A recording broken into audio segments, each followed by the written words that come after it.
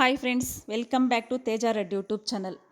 ಇವತ್ತು ಕೋಡಿಪಲ್ಲಿಯಲ್ಲಿ ಹಾಲು ಉತ್ಪಾದಕರ ಸಹಕಾರ ಸಂಘ ನಿರ್ದೇಶಕರುಗಳ ಚುನಾವಣೆ ಅಂದರೆ ದಿನಾಂಕ 7/12/2025 ಭಾನುವಾರ ಈ ಚುನಾವಣೆ ನಡೆದಿದೆ.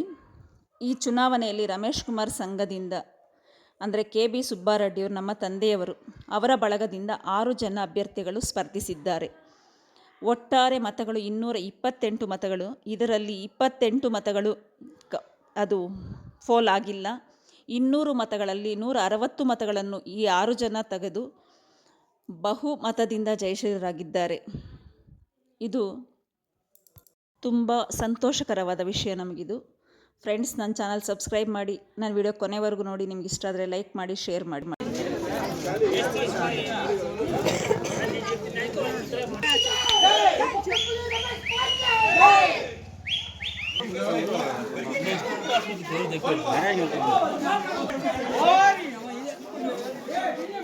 गाड़ी